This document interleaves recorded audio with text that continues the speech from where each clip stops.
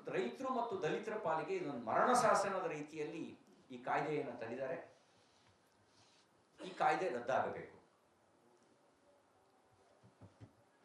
ಈಗ ನೀವು gazette notification ರದ್ದಾಗಿಲ್ಲ, ಕೇವಲ ನಮ್ಮ ಹೋರಾಟಕ್ಕೆ ಮಣಿದು ಉಪಚುನಾವಣೆ ಹಿನ್ನೆಲೆಯಲ್ಲಿ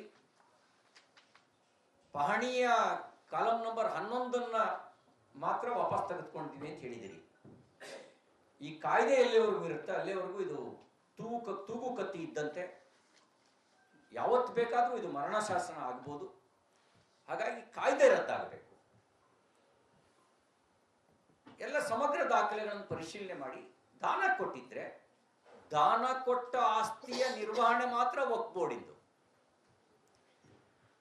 ಕಂಡಿದ್ದೆಲ್ಲ ಇವರು ವಕ್ಫ್ ಬೋರ್ಡ್ನಲ್ಲಿ ರೆಜುಲೇಷನ್ ಮಾಡಿಕೊಂಡು ನಿರ್ಣಯ ಮಾಡಿ ಗೆಜೆಟ್ ನೋಟಿಫಿಕೇಶನ್ ಹೊರಡಿಸಿ ಅದನ್ನು ನಮ್ಮದು ಅಂತ ಹೇಳುವಂಥ ಪದ್ಧತಿ ಅದು ಸಂವಿಧಾನ ಬಾಹಿರವಾಗಿರ್ತಕ್ಕಂಥದ್ದು ಮತ್ತು ಕಾನೂನಿನ ಉಲ್ಲಂಘನೆ ಮಾಡ್ತಕ್ಕಂಥದ್ದು. ಹಾಗಾಗಿ ಇದ್ರ ವಿರುದ್ಧ ನಾವು ಜನಾಭಿಪ್ರಾಯವನ್ನು ರೂಪಿಸ್ತೇವೆ. ಕಾಂಗ್ರೆಸ್ ಪಾರ್ಟಿ ತಮ್ಮ ನಿಲುವನ್ನು ಸ್ಪಷ್ಟಪಡಿಸಬೇಕು. ನೀವು ಸಂವಿಧಾನದ ಪರನೋ ಶರಿಯಾ ಪರನೋ ಅನ್ನೋದನ್ನ ನಾವು ಸ್ಪಷ್ಟವಾಗಿದ್ದೀವಿ. ನಾವು ಸಂವಿಧಾನದ ಪರ. ನೀವು ಶರಿಯಾ ಪರ ಅಲ್ಲ ಅನ್ನೋದಾದ್ರೆ ಈ ಅಕ್ರಮ ಕಾಯ್ದೆಯ ಬಗ್ಗೆ ನಿಮ್ಮ ನಿಲುವೇನು? What is your stand? ಅದನ್ನು ಸ್ಪಷ್ಟಪಡಿಸಬೇಕು ಅಂತೇಳಿ ಆಗ್ರಹಿಸ್ತೇವೆ. ಜಮೀರ್ ಅಹಮದ್ ಖಾನ್ ಅವರು ಹೋಗಿ ವಕ್ಫ್ ಟ್ರಿಬ್ಯುನಲ್ಲು ಎಂಥದ್ದು ವಕ್ಫ್ ಅದಾಲತ್ ನಡೆಸ್ತಾ ಇದ್ದಾರೆ. ಯಾವ ಕಾಯ್ದೆ ಅಡಿನಲ್ಲಿ ಅದಾಲತ್ ನಡೆಸ್ತಾ ಇದ್ದಾರೆ? ಅಲ್ಲಿ ಬೆದರಿಕೆ ಹಾಕ್ತಾರೆ ಅಧಿಕಾರಿಗಳಿಗೆ. 1 ತಿಂಗಳೊಳಗಡೆ RTC ಒಳಗೆ ನಮೂದು ಮಾಡದೇ ಇದ್ರೆ ನಿಮ್ಮನ್ನೆಲ್ಲ ಸಸ್ಪೆಂಡ್ ಮಾಡ್ತೀವಿ ಅಂತ ಬೆದರಿಕೆ ಹಾಕಿದ್ದಾರೆ.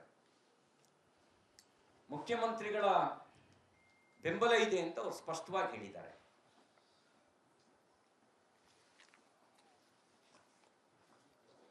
ವಕ್ಫ್ ನನಗೆ ತಿಳುವಳಿಕೆ ಪ್ರಕಾರ ವಕ್ಫ್ ಅದಾಲತ್ ನಡೆಸೋದಕ್ಕೆ ಸಂವಿಧಾನದ ಅಡಿಯಲ್ಲಿ ಅವಕಾಶ ಇಲ್ಲ. ಈ ಸಂವಿಧಾನ ಬಾಹಿರವಾಗಿ ವರ್ತಿಸಿರುವಂತ ಮಂತ್ರಿ ಜಮೀರ್ ಅಹಮದ್ ಅವರನ್ನು ಸಂಪುಟದಿಂದ ವಜಾ ಮಾಡಬೇಕು ಅಂತ ನಾವು ಆಗ್ರಹಿಸ್ತೇವೆ.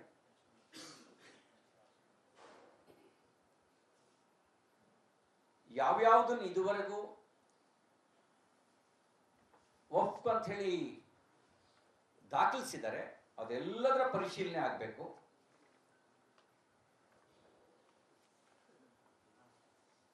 ಅಂತ ಆಗ್ರಹಿಸ್ತೇನೆ ಮತ್ತು ಮುಖ್ಯಮಂತ್ರಿಗಳಿಗೆ ಕೇಳಿಕ್ ಬಯಸ್ತೇನೆ.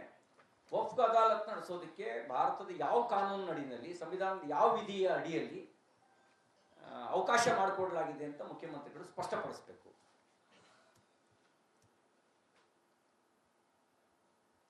ಮತ್ತು ಈ ವಿಷಯದಲ್ಲಿ ಜಾಣ ಮರೆವು ತೋರಿಸೋದನ್ನ ಬಿಟ್ಟು ಸತ್ಯದ ಪರವಾಗಿ ನಿಲ್ಲಬೇಕು ಅಂತ ನಾನು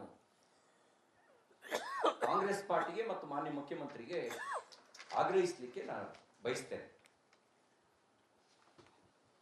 ಯಾವುದೇ ಆಸ್ತಿಯನ್ನು ಅವರು ನೋಟಿಫಿಕೇಶನ್ ಮಾಡಿಕೊಳ್ಳುವಂಥ ಅಧಿಕಾರ ಕೊಟ್ಟಿರೋದೇ ಒಂದು ಮಹಾಪರಾಧ. ಹಾಗಾಗಿ ನಾವಿದರ ವಿರುದ್ಧ ಇದ್ದೀವಿ. ಈಗ ಹೆಂಗಾಗಿದೆ ಅಂದರೆ ಜನ ಕಾಂಗ್ರೆಸ್ ಪಾರ್ಟಿಗೆ ಅಧಿಕಾರ ಕೊಟ್ಟಿದ್ದು ಭಸ್ಮಾಸುರನ ಕೈಗೆ ಅಧಿಕಾರ ಕೊಟ್ಟಂಗಾಗಿದೆ. ಅಧಿಕಾರ ಕೊಟ್ಟ ಜನರ ತಲೆ ಮೇಲೇನೆ ಭಸ್ಮಾಸುರ ಅವತ್ತು ಶಿವನ ತಲೆ ಮೇಲೆ ಕೈ ಇಡಕ್ಕೆ ಬಂದಿದ್ದ. ಈ ಕಾಂಗ್ರೆಸ್ ಪಾರ್ಟಿ ಅಧಿಕಾರ ಕೊಟ್ಟ ಜನರ ತಲೆ ಮೇಲೆ ಕೈ ಇಡ್ಲಿಕ್ಕೆ ಬಂದಿದೆ. ಇನ್ನು ವಕ್ಫ್ ಬೋರ್ಡ್ ನೀತಿ ಆಧುನಿಕ ಬಕಾಸುರನ ನೀತಿ. ಆ ಬಕಾಸುರ ಬಂಡಿ ಅನ್ನ ಎಲ್ಲ ತಿಂದು ಎತ್ತು ಬಂಡಿ ಹೊಡ್ಕೊಂಡು ಬಂದವನು ತಿಂದು ಬಿಡವನಂತೆ. ಈ ಬಕಾಸುರ ರೈತರು ಜಮೀನು ನಂದೇ ಅಂತವನೆ, ದಲಿತರು ಕಟ್ಟಿರೋ ಮನೆನೂ ನಂದೇ ಅಂತಾನೆ, ಮಠನೂ ನಂದು ಅಂತವನೆ, ಸ್ಮಶಾನನೂ ನಮ್ದು ಅಂತವನೆ. ಮತ್ತು ರೈತರು ಮತ್ತು ದಲಿತರ ಪಾಲಿಗೆ ಇದೊಂದು ಮರಣ ಶಾಸನದ ರೀತಿಯಲ್ಲಿ ಈ ಕಾಯ್ದೆಯನ್ನು ತಂದಿದ್ದಾರೆ. ಈ ಕಾಯ್ದೆ ರದ್ದಾಗಬೇಕು. ಈಗ ನೀವು ಗೆಜೆಟ್ ನೋಟಿಫಿಕೇಶನ್ ರದ್ದಾಗಿಲ್ಲ, ಕೇವಲ ನಮ್ಮ ಹೋರಾಟಕ್ಕೆ ಮಣಿದು ಉಪಚುನಾವಣೆ ಹಿನ್ನೆಲೆಯಲ್ಲಿ ಪಹಣಿಯ ಕಾಲಂ ನಂಬರ್ 11 ಮಾತ್ರ ವಾಪಸ್ ತೆಗೆದುಕೊಂಡಿದ್ದೀವಿ ಅಂತ ಹೇಳಿದಿರಿ. ಈ ಕಾಯ್ದೆ ಎಲ್ಲಿವರೆಗೂ ಇರುತ್ತೆ ಅಲ್ಲಿವರೆಗೂ ಇದು ತೂಗು ಕತ್ತಿ ಇದ್ದಂತೆ, ಯಾವತ್ತು ಬೇಕಾದರೂ ಇದು ಮರಣ ಶಾಸನ ಆಗ್ಬೋದು. ಹಾಗಾಗಿ ಕಾಯ್ದೆ ರದ್ದಾಗಬೇಕು. ಎಲ್ಲ ಸಮಗ್ರ ದಾಖಲೆಗಳನ್ನು ಪರಿಶೀಲನೆ ಮಾಡಿ ದಾನ ಕೊಟ್ಟಿದ್ರೆ ದಾನ ಕೊಟ್ಟ ಆಸ್ತಿಯ ನಿರ್ವಹಣೆ ಮಾತ್ರ ವಕ್ಫ್ ಬೋರ್ಡಿಂದು.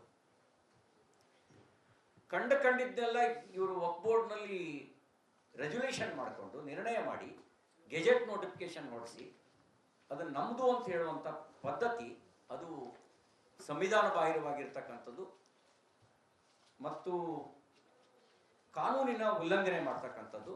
ಹಾಗಾಗಿ ಇದರ ವಿರುದ್ಧ ನಾವು ಜನಾಭಿಪ್ರಾಯವನ್ನು ರೂಪಿಸ್ತೇವೆ. ಕಾಂಗ್ರೆಸ್ ಪಾರ್ಟಿ ತಮ್ಮ ನಿಲುವನ್ನು ಸ್ಪಷ್ಟಪಡಿಸಬೇಕು. ನೀವು ಸಂವಿಧಾನದ ಪರನೋ ಶರಿಯಾ ಪರನೋ ಅನ್ನೋದನ್ನ ನಾವು ಸ್ಪಷ್ಟವಾಗಿದ್ದೀವಿ. ನಾವು ಸಂವಿಧಾನದ ಪರ. ನೀವು ಶರಿಯಾ ಪರ ಅಲ್ಲ ಅನ್ನೋದಾದ್ರೆ ಈ ಅಕ್ರಮ ಕಾಯ್ದೆಯ ಬಗ್ಗೆ ನಿಮ್ಮ ನಿಲುವೇನು? What is your stand? ಅದನ್ನು ಸ್ಪಷ್ಟಪಡಿಸಬೇಕು ಅಂತೇಳಿ ಆಗ್ರಹಿಸ್ತೇವೆ. ಜಮೀರ್ ಅಹಮದ್ ಖಾನ್ ಅವರು ಹೋಗಿ ವಕ್ಫ್ ಟ್ರಿಬ್ಯುನಲ್ಲು ಎಂಥದ್ದು ವಕ್ಫ್ ಅದಾಲತ್ ನಡೆಸ್ತಾ ಇದ್ದಾರೆ. ಯಾವ ಕಾಯ್ದೆ ಅಡಿನಲ್ಲಿ ಅದಾಲತ್ ನಡೆಸ್ತಾ ಇದ್ದಾರೆ? ಅಲ್ಲಿ ಬೆದರಿಕೆ ಹಾಕ್ತಾರೆ ಅಧಿಕಾರಿಗಳಿಗೆ. 1 ತಿಂಗಳೊಳಗಡೆ RTC ಒಳಗೆ ನಮೂದು ಮಾಡದೇ ಇದ್ರೆ ನಿಮ್ಮನ್ನೆಲ್ಲ ಸಸ್ಪೆಂಡ್ ಮಾಡ್ತೀವಿ ಅಂತ ಬೆದರಿಕೆ ಹಾಕಿದ್ದಾರೆ. ಮುಖ್ಯಮಂತ್ರಿಗಳ ಬೆಂಬಲ ಇದೆ ಅಂತ ಅವರು ಸ್ಪಷ್ಟವಾಗಿ ಹೇಳಿದ್ದಾರೆ.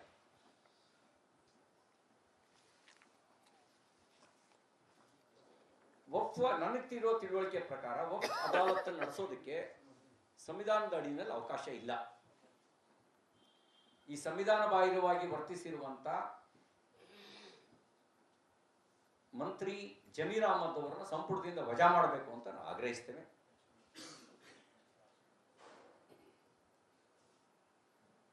ಯಾವ್ಯಾವುದನ್ನು ಇದುವರೆಗೂ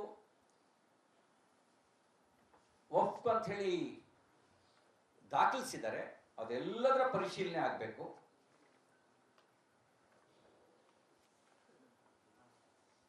ಅಂತ ಆಗ್ರಹಿಸ್ತೇನೆ ಮತ್ತು ಮುಖ್ಯಮಂತ್ರಿಗಳಿಗೆ ಕೇಳಿಕ್ ಬಯಸ್ತೇನೆ. ವಕ್ಫ್ ಅದಾಲತ್ ನಡೆಸೋದಕ್ಕೆ ಭಾರತದ ಯಾವ ಕಾನೂನು ಅಡಿಯಲ್ಲಿ, ಸಂವಿಧಾನದ ಯಾವ ವಿಧಿಯ ಅಡಿಯಲ್ಲಿ ಅವಕಾಶ ಮಾಡಿಕೊಡಲಾಗಿದೆ ಅಂತ ಮುಖ್ಯಮಂತ್ರಿಗಳು ಸ್ಪಷ್ಟಪಡಿಸಬೇಕು.